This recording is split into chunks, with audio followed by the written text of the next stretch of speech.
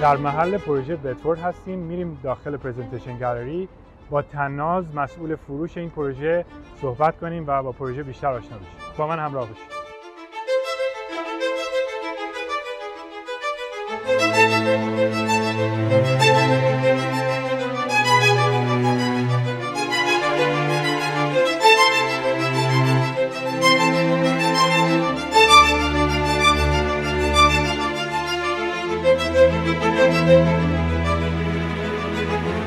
خب تناز جان، بیشتر در مورد پروژه بدفورد بهمون بگو، بدونیم در چه اسکیلی هست، در کجا واقع شده.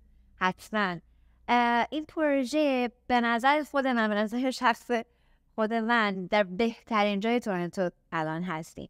برای اینکه ما در ایست انکس هستیم. ایست انکس واکینگ دیستنس هستیم تا یورکویل. یورکویل خب خودتون میدونید منطقه بسیار جذاب، پر از رستوران، پر از شاپس. یه خوبی دیگه هم که داره اینه که توی وسط خود یورکویل نیستیم که توی اون شلوغیاش باشیم.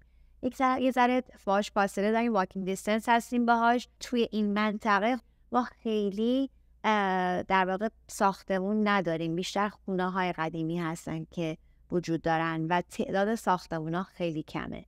و برنک دیولوپر این پراجکت خیلی تلاش کرد برای اینکه این زمین رو بتونه بگیره و توی این در واقع محله پرایم بتونه این پروژه رو شروع بکنه.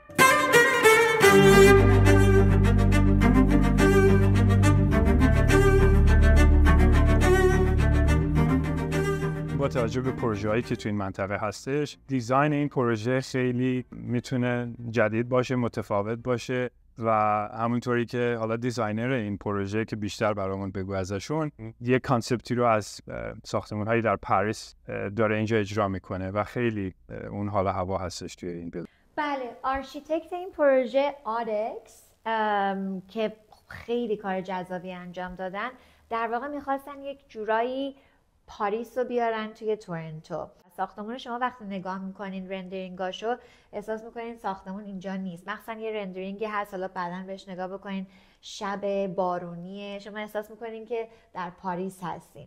در مورد اینتر دیزاین این پروژه بهمون بگو که کی هستن و استایلشون چطوره؟ بله، اینتریور دیزاینر پراجکت پاولو فراری.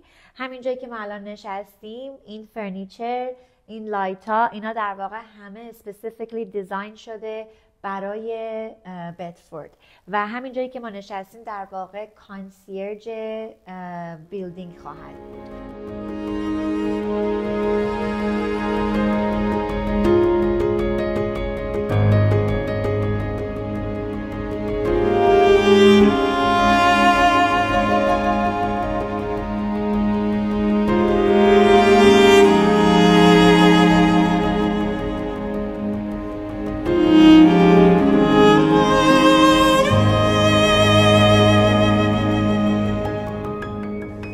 بیشتر از نظر خودت فکر می‌کنی این پروژه برای کی طراحی شده؟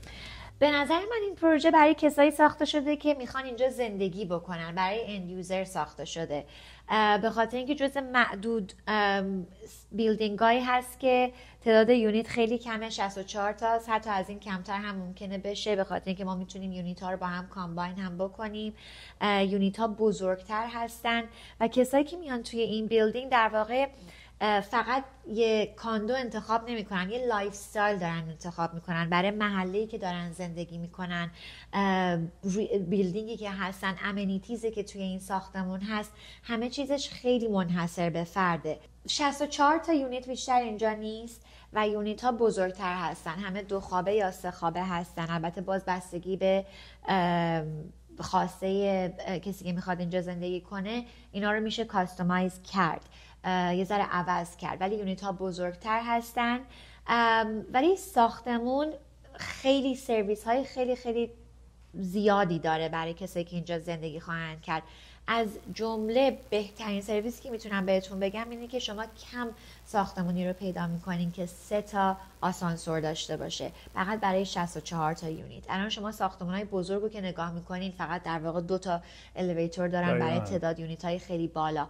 امنیتیز ساختمون هم بسیار بسیار جذابه. از طبقه اول، حالا امیدوارم بعدا اینا رو میتونین نشون بدین شاید عکساشو، از طبقه اول به طبقه دوم که شما میرین یه استیرول خیلی خیلی زیبا هست که باز پالو فراری دیزاین کرده و وقتی به طبقه دوم ما میرسیم امنیتیز بسیار جذابی داریم. یعنی از تیوی روم برای بچه ها داریم، کیدز روم داریم، کیچن، کاستوم کیچن هست که اگه شما بخواین مهمونی داشته باشین شف بیاد اونجا و کارا رو اونجا انجام بده. پارتی روم دارین و بعد یه فیتنس ایریای بسیار بسیار بزرگ و جذاب هست اونجا و اتاق‌های هم هست که شما میتونین اونا رو در واقع رنت بکنین برای مساج، برای حالا پرایوت ترینینگ. همه اینا توی ساختمون وجود داره.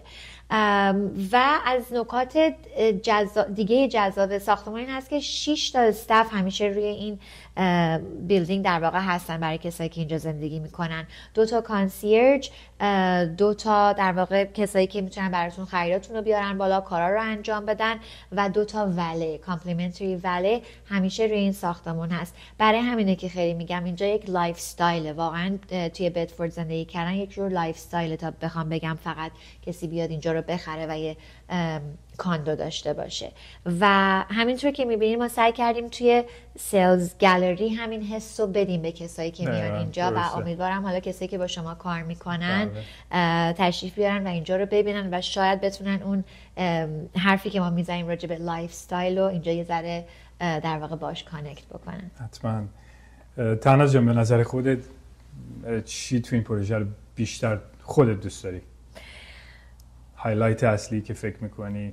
هایلایت اصلی اینه که من فکر میکنم همچین چیزی ما توی تورنتو نداریم. It's a very unique building in Toronto and to be able to live in a unique building که تا چند سال دیگه آماده میشه. من خودم دریمم بود اگر میتونستم اینجا زندگی بکنم و خیلی خیلی به نظرم کسایی که میتونن اینجا زندگی بکنن لاکی خواهند بود که تا چند سال دیگه بتونن در بهترین منطقه تورنتو و در زیباترین بیلدینگی که وجود داره، واقعا میتونم بگم بوتیک بیلدینگ به این جذابی و این همه خدمات داشته باشه بتونن زندگی بکنن. برای من میتونم بگم کامبینیشن دیولوپر، دیزاین بیلدینگ و جایی که هست این پروژه رو خیلی جذاب میکنه. در مورد بیلدر برنک بیشتر به ما بگو، بدونیم چقدر سابقه دارن و استایلشون چه شکلی هست. بله، برنک یه در واقع شرکت فامیلی اوند، پرایوت و 4 decades they are in the business و they have different kinds of businesses too و خودشون قراره اینجا زندگی بکنن و خودشون خیلی در واقع بیشترین تلاششون رو برای همه پراجکت هاشون میذارن. یه چیز دیگه که در مورد برنک دوستم بگم اینه که این منطقه کار میکنن. همه پروژه‌ای که تا حالا کار کردن توی همین منطقه است. برای این محله رو خوب میشناسن و میدونن که چه کسایی توی این محله زندگی میکنن و در واقع خیلی ددیکیتدن به این محله و اینا همه به نظر من نکات خیلی شاخصیه در مورد دیولپری که شما باش کار میکنید. دقیقاً منم همین فکر میکنم. بیلدینگی مثل بدفورد با کانسپت مدرن ولی اون تاچ حالا مثل شهر پاریس، اون دیزاینی که داره، اکستریورش و فیچرهایی که در درونش هست رو واقعا نداریم و فکر میکنم پروژه منحصر به فرد میشه. اگر مایل هستید در مورد این پروژه بیشتر بدونید با تیم ما حتما تماس بگیرید.